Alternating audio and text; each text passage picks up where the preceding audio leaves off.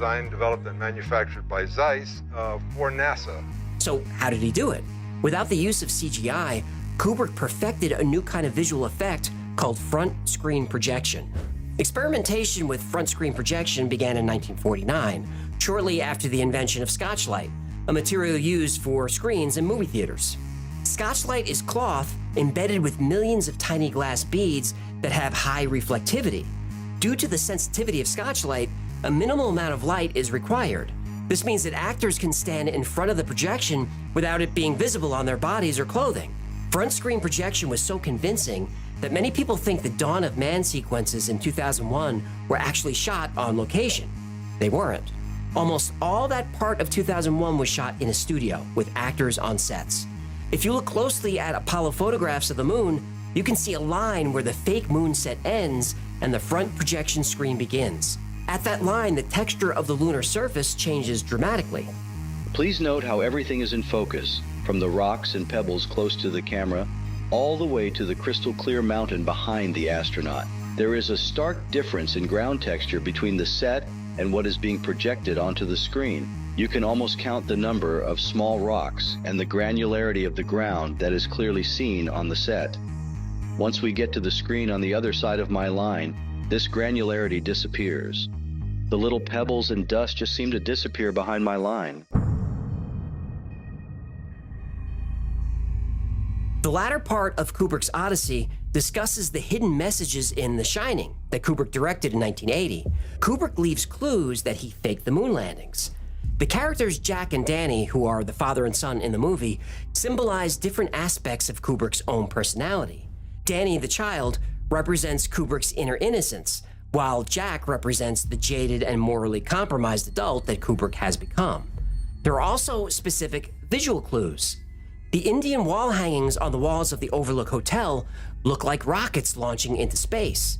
The pattern on the carpet of the hotel is a hexagonal shape that represents the shape of the launch pads at Cape Canaveral. And in one scene, when Danny is playing with his toys on this carpet, he stands up and is seen wearing a sweater that says Apollo 11 on it. Next, there's a scene where Danny then walks down the hall and finds an open door to a room. The room is number 237, which was changed from room 217 in the Stephen King novel. The number 237 is significant because the average orbital distance between the Earth and the Moon is 237,000 miles.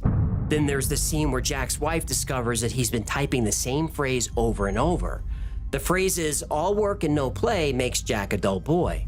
But the word all isn't ALL.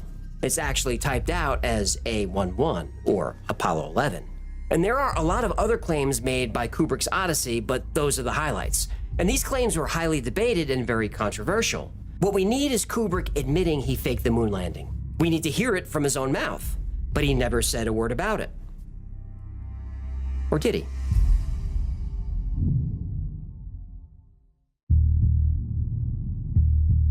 We've been brought in here by Stanley Kubrick to more or less ensure the scientific integrity of the film, to make sure that it's very, very close in reality, but still we want to make certain that it has a base of reality. We're in the final assembly building of the LEM. Stanley Kubrick and I have set ourselves several objectives. We hope to convey to the public the wonder and beauty and promise of the new age of exploration which is opening up before the human race. Take one. It's one small step for man, one giant leap for mankind. Good evening. I'm sorry not to be able to be with you tonight.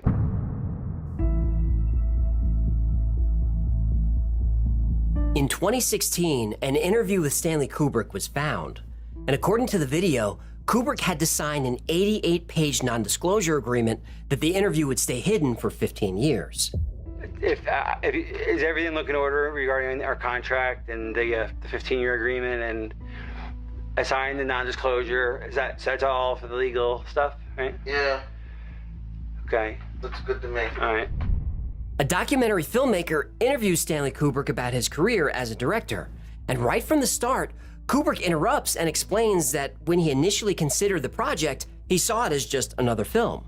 When asked which of his movies he's referring to, He reveals that he's talking about the moon landing and claims that it was all fake.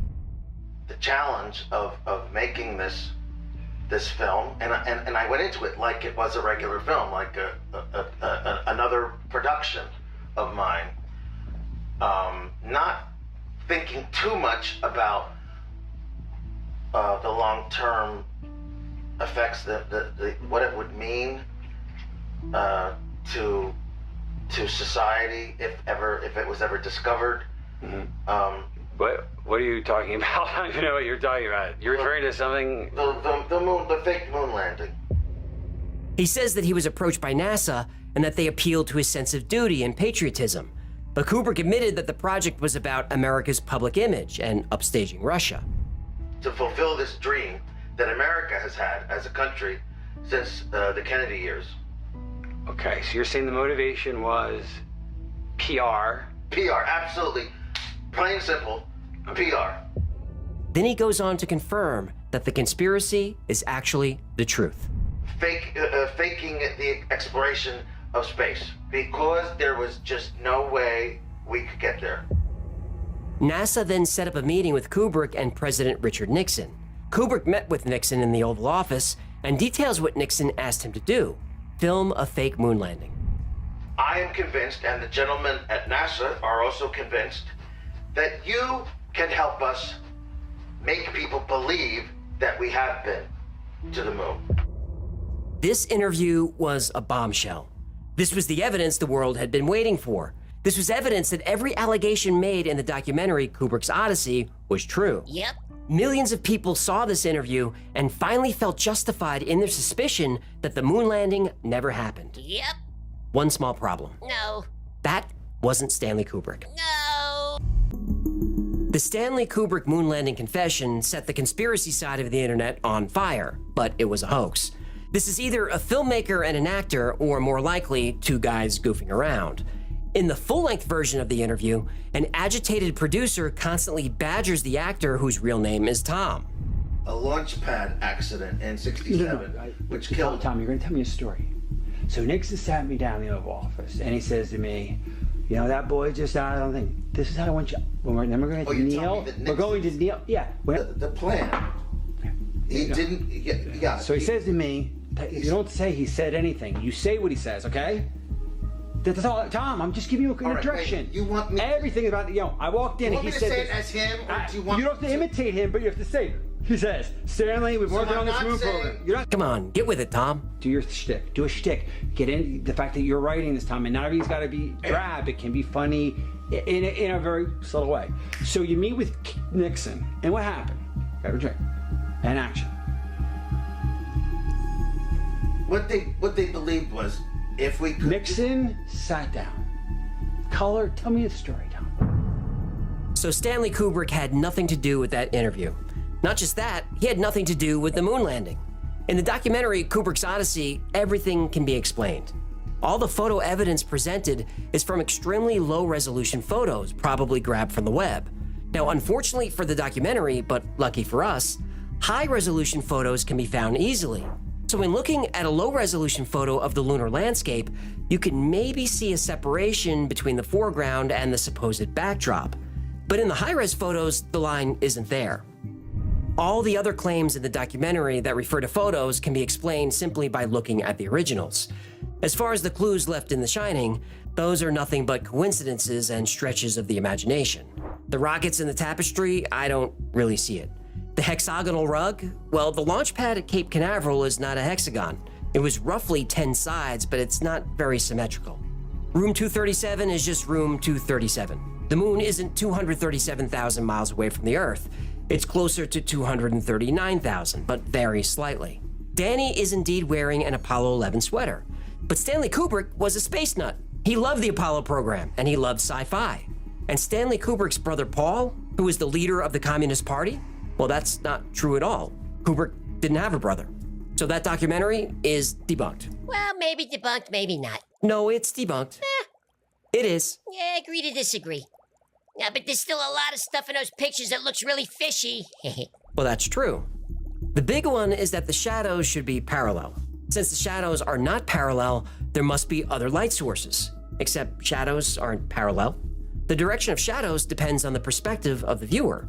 Now here's an example on Earth. These are two pictures of the same woman, taken at different angles. In the first photo, taken from the side, the shadows are parallel. But when we put our back to the sun, the shadows aren't even close to parallel. In perspective drawing and design, parallel lines converge in what's called a vanishing point. This is typically the horizon line where objects vanish beyond our field of view. Plus, the astronauts used very wide lenses to capture as much terrain as possible. So images are going to be slightly distorted, like a carnival mirror. But even with a flatter lens, or the human eye, shadows are not parallel. Also, multiple light sources would cast multiple shadows, but the objects on the moon cast only one shadow. Yeah, but everything in the shadow's supposed to be black because there's no light getting there. Sure there is. No, there isn't. There is. Agree to disagree. The ambient light, or the fill light, is the moon itself. The soil on the surface of the moon is full of tiny beads of glass and metal like aluminum and titanium. These are all highly reflective materials. So the moon's soil actually acts like trillions of tiny mirrors, bouncing the light back and filling in the shadows. Yeah. Well, ever go skiing on a sunny day? Of course I have. I was an instructor in college. I don't want to get into that now. Anyway, you can get a pretty bad sunburn skiing. Not from the sun overhead, but by the sun reflecting off the snow. You could actually burn your cornea with reflected ultraviolet sunlight. It's called snow blindness. So shadows and multiple light sources, that's all debunked. Now, the same background theory might be my favorite because it really defies explanation. Aha! Until we look more closely. Oh. The backgrounds do not line up perfectly. They're slightly off because the photos were taken pretty far apart. The hills in the distance look the same because they're the same. Those hills are miles away. But since there's no atmosphere on the moon, well, since there's no water vapor on the moon, okay, there's an atmosphere on the moon, but it's extremely thin compared to the Earth. It's called an exosphere, and it's made up of very small amounts of hydrogen, helium, and a few trace gases. And because there's no atmosphere, there's no haze. We evolved on Earth with a thick atmosphere, and one of the ways we determine distant objects is by how hazy they are. In other words, how much of the atmosphere are we looking through? Now, on the moon, without haze, objects both near and far will feel close. It's an optical illusion. Yeah, but where are the stars? Right. The stars are there, you just can't see them. A likely story. Well, in order to take pictures of the moon, the camera's iris had to be almost completely closed and shutter speed turned way up. This is to let in as little light as possible. Otherwise, the brightness of the moon would wash everything out. Look how bright a full moon is. On a clear night, a full moon lights up everything, and it's 250,000 miles away. The astronauts are standing on that. It's bright. Even on Earth, if you're standing under a big spotlight at night, you're not going to see stars. The iris of your eye acts like the iris of a camera. The faint light of the stars just doesn't register. Watch a baseball game played under the lights. You don't see stars. Now, a lot of moon hoax evidence is cherry-picked, like the lack of a blast crater under the lunar module. There's no crater because the engine was turned off about 10 feet from the surface. The LEM just dropped the rest of the way. And without any wind to disturb, there's just not going to be a lot of dust flying around. And where Apollo 11 touched down, the ground was hard soil. But other Apollo landings like Apollo 12 were pretty dusty. The lack of wind is also why the American flag doesn't move. Well, the aluminum rods are pretty springy, so the flag moves for quite a while after it's touched. But when it settles down, it doesn't move an inch. Oh, the camera that recorded the lunar module separating? That was operated remotely. The footprints don't match because the astronauts put on boot covers that have a different tread. The temperatures are hot on the moon, but without an atmosphere to conduct heat, there's no convection. As long as things are colored bright white, they reflect most of the sun's energy pretty well. Heat wasn't an issue, not for the astronauts and not for the camera film. Now, there are many more examples, but I think you get the idea. Every single one of those pieces of evidence can be explained. But hold on a second. Go on. 2 questions. Did NASA put men on the moon? Probably. Is NASA covering something up on the moon? Definitely. My name is Carl Wolf, and I was a precision electronics photographic repairman with a top secret crypto clearance. In mid-1965, I was loaned to the Lunar Orbiter project at NASA on Langley Field.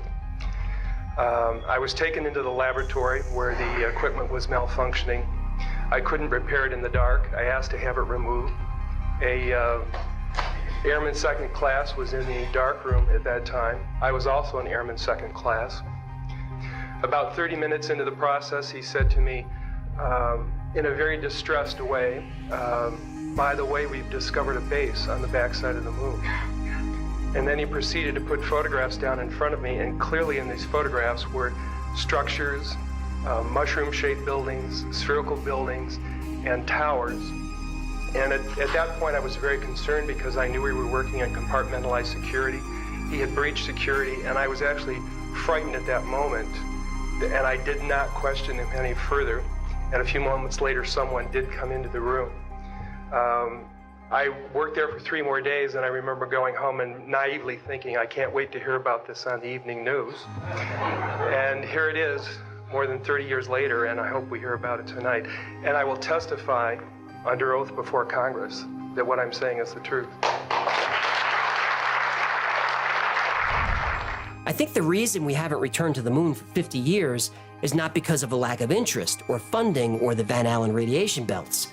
I think we haven't gone back to the moon because of what was found up there.